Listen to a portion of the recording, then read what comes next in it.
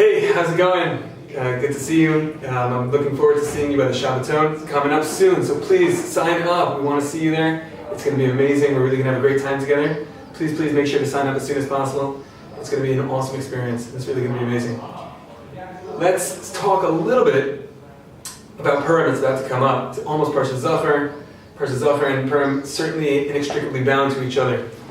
So Parshat Zachor is going to be the description of the terrible people, the Amaleki people who fought Klal Yisrael. They attacked them. They attacked us from the behind. They really took us out. They really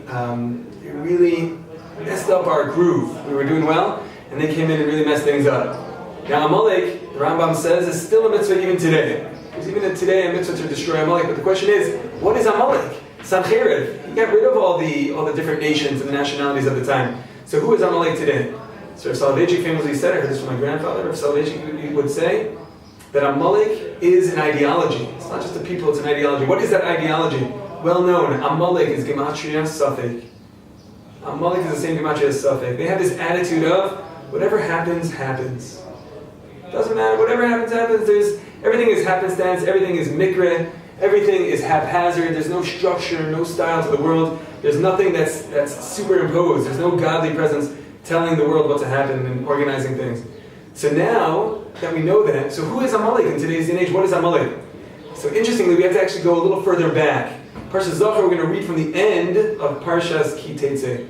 Right before that is the Parsha that people don't necessarily focus on because it's towards the end of the Sefer Dvarim, but also because it's before the exciting part, destruction of Amalek.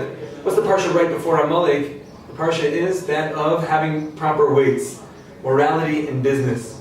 And ironically, most people know that there are two major mitzvos that bring out long life, that the reward is long life. What are those two mitzvos? Famously, Gemara and Chagiga and elsewhere. Those two mitzvos are Kibbud Av Va'em and Shiluach HaKan. People don't realize there's actually a third. The third mitzvah is having proper weights.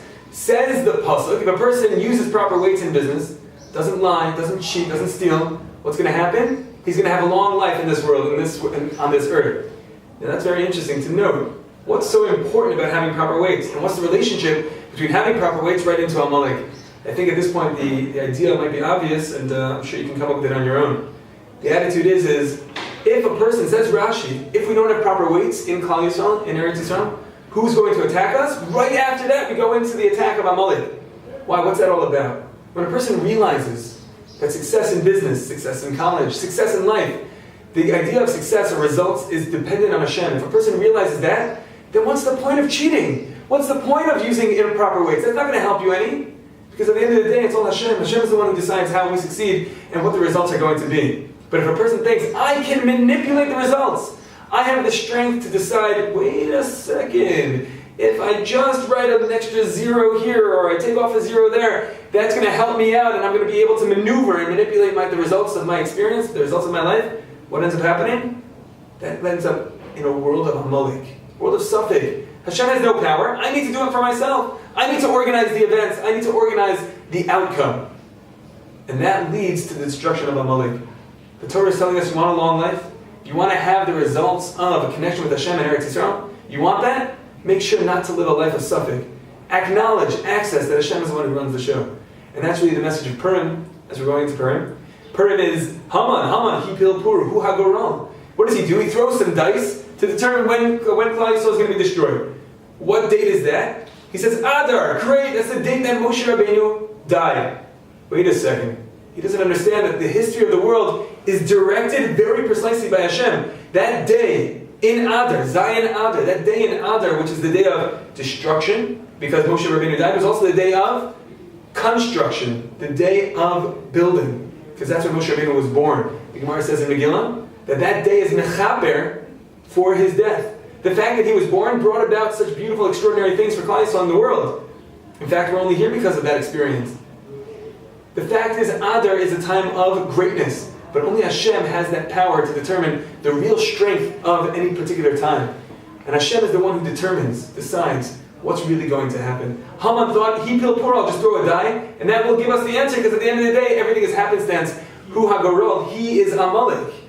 Are we Amalek? Are we throwing things to chance? Or do we recognize that behind that Pur, behind that is the plan of Hashem. Any throwing of the dice, any time we throw our hands up to Hashem, what does Hashem say? I'm willing to take it. Hashem is willing to say, I'm going to hold the burden for you if you recognize that I'm the one who controls the result. Hopefully, when we spend our time together, rebuilding that connection, but also rebuilding our belief and our understanding that Hashem is the one who brings about results, it's going to be awesome. Because we're not going to have to rely only on our manipulations, we're going to be able to rely on Hashem. And that is the message of Purim. So may this Purim be a time of connectedness, a time of belief, a time of allowing Hashem to hold the baggage, hold those responsibilities, because we cannot be dependent upon for the results, but Hashem can. So hopefully this will be a chance for us to connect. See you at the, please God, very soon. We'll see you at the Shabbaton. It's going to be amazing. We'll have a chance to talk more about this, talk more about connectedness and our avodas Hashem, serving Hashem. And it's going to be an awesome opportunity for us to really recognize Hashem in our lives. Everyone have a great day.